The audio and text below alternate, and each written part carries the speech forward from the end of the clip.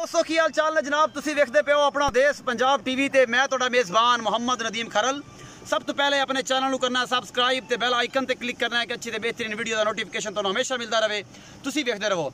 ए जनाब 2 तो 3 दिन पहले जनाब परसों मेरा ख्याल है कि अल्लाह रखे दियाँ चोटियां की वीडियो पाई सी। मेरे एक बड़े ही खास दोस्त बड़े बड़े वीर ने बड़िया चहतां वाली जनाब शख्सियत, तुसी ओहदे नाम तो बिल्कुल जानते होगे। ए जनाब खड़े ने भई अफजल महर ने गुजरावाला तो। ये जनाब नीली का माल लैके जाते हैं। अज जो दोस्त मेरे सज्जे पासे एक खब्बे पासे ए वीर खड़ा है, इन्होंने जनाब एक कट्टियां लईयां ने। ये जनाब कट्टियां ले लिया 2.5 लाख दियां, इन्होंने ले लिया 2,70,000 दियां, इन्होंने ले लिया 2,40 दियां, इन्होंने ले लिया 2 दियां। ये जनाब मेहर साहब की इज्जत हुई है। ये आए ने कट्टियां का सौदा डायरैक्ट मालक के नाल होया है। भजन एवं होया है, मुंह बोल के दसो, परेशान ना हो। मैं एदी कदर है, इस बंदे की कदर है। अच्छा तुसी जेन्युइन तरीके नाल सारा काम अपना पैसे पूसे लेन देन कीता है। मार तुसी वेची सो वेची। ए जनाब भाई मेरे सलीम सऊ साहब ने, एक मेरा बड़ा चंद दा टोटा है, मेरा एक वीर है, ओदे कोले माल भाई लेंदे ने। तो सलीम नूं तुसी कई दफा वेख्या होगा चैनल ते चढ़दियां ने भाई अफजल महर दियां। ये नीली तो माल लेके जाते हैं, गुजरावाला दी जिन्नत बनदियां ने। ये कट्टियां जनाब डेरा गाजी खा जा रही ने, और मैं चाह रहा कि जनाब ये गड्डी का नंबर विखा दें, ये शक्लां भी विखा दें कि लैके जा रहे हैं। क्योंकि रस्ते दे विच कोई पुलिस वाला, कोई मेरा वीर, कोई पंजाब पुलिस का कोई शहजादा इन्होंने ठल्ले ते इन्हां दे कोले सारा वैलिड प्रूफ होवे। कट्टियां भी विखा दें जी, ये बंदियां दी शक्लां भी और कट्टियां भी।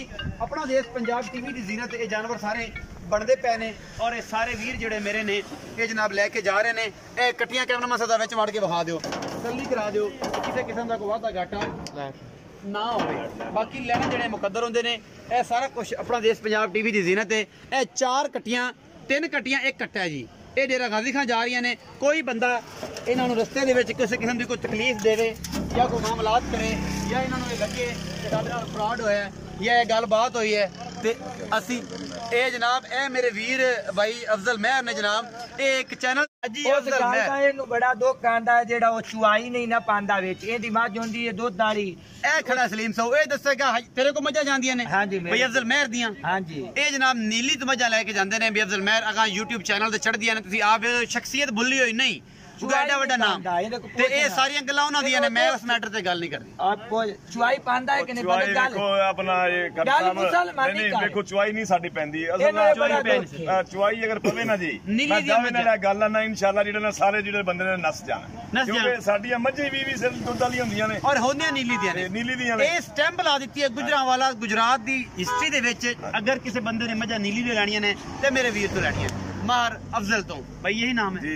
ये जनाब इन्होंने तो लैनिया ने वसलीम तो अज इत्थे ने और लैके जा रहे हैं। डेरा गाजी खां तो मेरे दोस्त आए ने, इन्होंने कट्टियां लईयां, ये भी जा रहे हैं। इन्होंने कोई तलक वाले रिश्तेदार ने या कोई दोस्त ने, ये भी नाल आ गए। असीं बेहद शुक्रिया और वेलकम करते हैं नीली ते इन्होंने आया ना अपने दिल दी अथाह कराइयां पूरी अपना देश पंजाब टीम के वलों। अपना बहुत सारा ख्याल रखिया जे। मिलांगे अच्छी और बेहतरीन वीडियो नाल।